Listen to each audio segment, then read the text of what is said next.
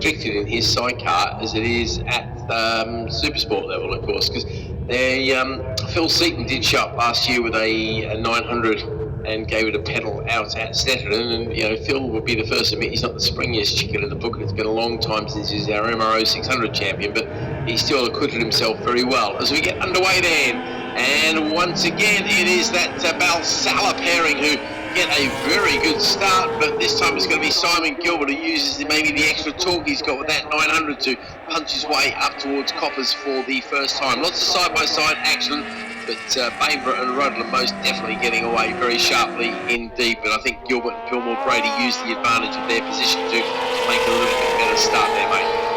They have, mate, and they're trying to make the race as soon as possible.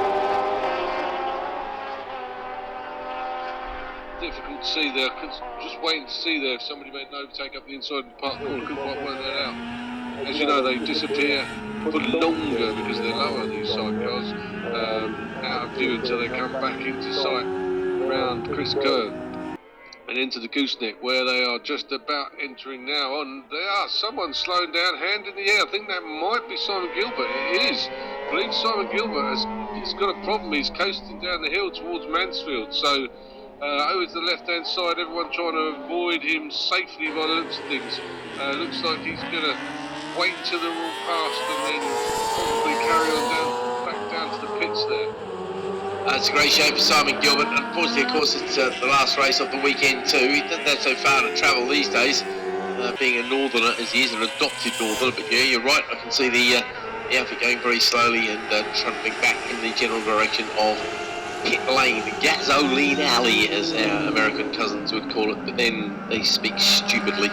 So that's going to leave the way open then for one of the F2 outfits, I think, maybe to come to the fore. Simon did so well earlier in the day, of course, because he took a very clear win by 7 seconds. But here we go then. This battle is most definitely on between Laria and Saunders and Bainborough and Rudland. That was the way they finished last time, but that can be reversed at this stage as Bainborough and Rudling come across the line with a half-second lead over Alaria and Saunders. A little bit further back is Charlie Morford there. He's showing with Andrews in the chair, and they're about a second or so back. Then it's Hegarty and Neve moving up very nicely from the back of the field there, so well done to them. And Moss and Byatt, Chandler's the next, Crow and Fairhurst, Stringer and Stringer, then Petman and Webb, and then there's no Gilbert and Pillmore Brady. So it's easy to finish in the top 10 here as long as you finish the race. Basically, the leader's already back past you there, Rick, and I can see them starting to work their way around Chris Curve. Is that the case? That's true, mate. They're just coming into the gooseneck, and it's a 1-2 down for the boys from Ballasalla, Bainborough and Rutland, and Lara and Saunders. This is going to be quite a good race by the looks of things, because they both know they're fighting for the win, and all remember very close to the Wayne Chicane as they come back to the track. Okay, just saying that Simon had pulled into the pits. I thought I saw him pull into the pits, but I can see another outfit parked there on the outside of Mansfield as well, and I think that might be Simon. So I thought I saw somebody going quite slowly and heading for Gasoline Alleys, but I might have been mistaken in that assumption, because I think Simon is parked at the side of the road down there at Mansfield, which is very annoying for all concerned. Fastest man in the first sector then, as they work their way down out of Mansfield, is the machine of Hegarty and Neve on the F1 machine. He's actually leading the way in the F1 title battle at the moment as they come down onto the front straight. In fact, he's got that F1 outfit now boogieing along very nicely into third place overall, because it's past Morford and Andrews as well somewhere around the circuit. So fastest lap of the race then to Hegarty and Neve, 43.547. Bainborough and Rudland, though, continue to lead ahead of Alaria and Saunders. Yeah, and wheel on the grass for Alaria and Saunders, just they're out of and he's used that to his advantage as well, because he's managed to get brilliant drive out, and he's gone straight past up into the braking zone. So we have a new leader, Alaria and Saunders, overtaking Bainborough and Rudland up at point here. Yeah, it looks like Hegarty and Neve are still in third place, so no change between them and second. I thought they might take advantage. Oh, we've got a straight on at the gooseneck from Bainborough and Rudland. So it's now they're back on track, but it's now Hegarty and Neve that have got into second place behind Ilaria and Saunders. As the great Mario Andretti said once, some days they come easy, some days they come hard. You've got to take them whichever way they land. And that's going to be an easy little bit of a pickup there. So Hegarty and Neve now closing in on Alaria and Saunders. And is that, that's right, Bainbridge still going on quite nicely there. So come into the I think they just overshot the to the gooseneck there, Keith. In fairness, Alaria and Saunders did go quickest in the first sector there as well. So it's going to be an F1 versus F2 battle coming back towards us very shortly indeed. It's going to be 3 laps of this 7-lap race. Here they come then. This is going to be a scrap for the front. Alaria and Saunders over the line. Hegarty and Neve chasing hard after. They got the gap down to just over a second, but they are the quickest in the second sector. So I know it's an F1 versus F2 battle, but we're more worried about the overall things as Morford Andrews come across the line ahead of Bainborough and Rudland. Moss and Bright are having a bit of a lonely time there as they trundle across the line in a solid 5th place. Laurie and Saunders are not going to want to let this go, and they've just put in the fastest lap of the race, Keith, trying to fend Hegarty and Neve off. There's no sign of a change going up into Park Corner. I'm assuming it'll be the same as we come around out onto Chris Curve. Just waiting for them to come into view. It looks the same now from here. And so as we run down into the gooseneck, as long as no one does anything different, then we're going to see them run down to Mansfield and then back to you in the same order, chap. Yeah, not okay. We'll wait and see how that goes. It's a very annoying lap for Bainborough and Rudland, losing 3 places on that particular lap, unfortunately for them. Stringer and Stringer go past Crow and Fairhurst as well. So not a great lap for Crow and Fairhurst there, as Pepman and Webb come across the line. They got their rain lights on. Guys, I've got some news for you. It ain't that soggy out here right now. Hey, if you want to give your rain lights some exercise, why not? Waiting for the leaders to come back out of Barn Corner back towards me, which they will be doing in just a moment. If the computer guessing is correct on TSL, yeah, pretty much lying there.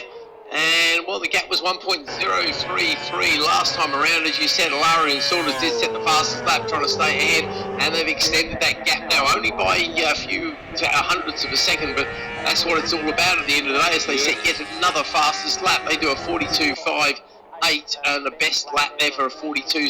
So Hegarty and Neve, they want to claim the overall win. They're still going to get the F1 win, but obviously it's always nice to beat everybody, isn't it, mate? Yeah, more grass cutting action with that sidecar outside wheel from the leaders as they charge down the start finish down the Park Straight. It's alright, you're allowed to get tired and make mistakes, mate. It's very easily done at this end of the day, especially when you're as dehydrated as you probably are, sitting in your little greenhouse there growing your tomatoes. They're in the way of the window, I can't see anything. Yeah, it'll be growing quite quickly, I should think. Simon Gilbert's at least got a good view of the race, but that's a very small consolation prize, I think, when you've got to spend all that time, effort and money to get a good side view. Here come the leaders towards me. Go on, mate, you think what? It's looking like it's going to hot up a bit. Okay, cool. Because Bainborough and Rudland have got back on terms with Morford and Andrews. Yes, they have indeed. You're right. There's only 3 or 4 bike lengths between those two. Having a look at the split times in the first sector there, yeah, they've gone half a second quicker. So, yeah, you're right. There could be a little bit of a challenge coming on there. The leaders are going to come across the line. There's going to be 2 laps left in this race. So we'll wait and see. Down we come off of Mountain. Yeah, Alaria and Saunders, that looks like visibly like a bigger gap. It was 1.080. It is now out to 2 seconds. Yeah, I thought it looked a lot bigger. And it's another fastest lap for Alaria and Saunders. They're doing it every single lap, basically. So the gap between the next two, let's have a quick check of that. It is 0.6 of a second as well between Morford Andrews, Bainborough and Rudland. So yeah, you're right. The Ballasalla guys, the guys from the Isle of Man, are coming on strong. They went around about there. Yeah, and some vicious movement from third place outfit of 37, and that's given the advantage to Bainborough and Rudland as they've come along down the Park Straight, up alongside into the braking zone, and they're now back up into third place. That's kind of what they're hoping for, and that's third place overall, but of course that means they're also second in class as well, because that's very much a class punch-up going there. Obviously the leader in the class, Alaria and Saunders, is disappearing off into the distant sunset. to increase their lead, I should think, in the overall championship. I'll speculate on that a little bit later in the day, i.e. in the next round. A bit of back marker action coming up as Carol Peach's outfit is... No, Carol stays well out of the way, has a good look over his shoulder. Lets the leader through very cleanly indeed. So there's going to be no advantage there for Mark Hegarty and James Neve as they still chase after that Lara in Saunders. But again, I think the leading outfit is going to be a little bit too difficult to catch. And this time round, it will be time for the last lap flag before you know it. There are no changes throughout the field way down there. Here come the leaders then. 1 lap to go for Brian Alaria to add to his already extensive collection, because he's another one who's been playing this game for rather a long time, and that is putting it politely, I think. Maybe not as long as Simon Gilbert, but I think we're going to see the number 2 at least in terms of number of years that he's been doing. We'll start with the 2 anyway. I'll have to check that with Brian at some point. Right, everybody disappearing up out of Coppice, out of my sight, back towards you, and there's that battle in second getting any closer. It came across the line separated by a second, so unfortunately I think Morford and Bainborough and Riddland did indeed pass Morford and Andrews there, so fair play. And there's a big enough gap there for them now to maintain that and keep it. Well, as long as they don't go straight on at the gooseneck again, that definitely doesn't do your chances of doing well in the race particularly good, does it? Okay, waiting for the leader to come back around. He's just heading down into Mansfield, I should think, by now. Yeah, he's down there already, mates. Yeah, build trip timing being very shortly. And I think Brian Laria can pretty much hit the cruise control button now and just let the autopilot take it home for him. This back marker action, I couldn't tell who did what down there into Mansfield. I'll let you talk about what's happened and who's where when they come back to you, King. Right, okay, I don't know if there's any change there. This is the battle for third, of course. Yeah. I'm having a look there to see, because the outfits look similar. No, I don't think there's any change there, actually. I can see the stripes on the Bainborough Rutland outfit looking pretty safe there. Okay, chicken flag time. Rory Launders, Brian Alari. I'll get this right in a minute. Brian Alari over the line with Josh Saunders in the chair. Mark Hegarty with James Neve in his chair. He come across the line as well. The third place outfit of Stuart Bainborough and Danny Rutland should be coming this way very shortly. Yes, indeed, they do manage to beat that number 37 machine of Charlie Morford and Zach Andrews home. Okay, all good. We'll wait for the rest of the runners and riders to say hello to the checkered flag. Here comes Moss and Bite. They look very happy with that finish. And I don't know, where's Petman? Maybe Wes is just happy to make the end of the race.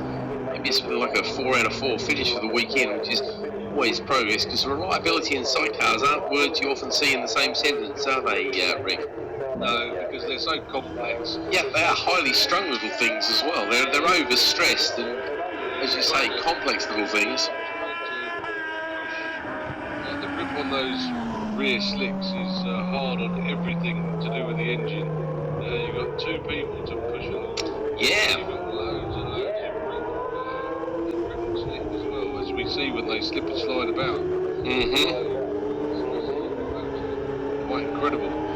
Yeah, it is a bit of a fine balancing act, really, isn't it? It really is a kind of twirl it about a bit and see how you get on type exercise so many times with these things. Yeah, plus they're all hand-built in a sense, you know? No, there's no sense about it. They're hand-built.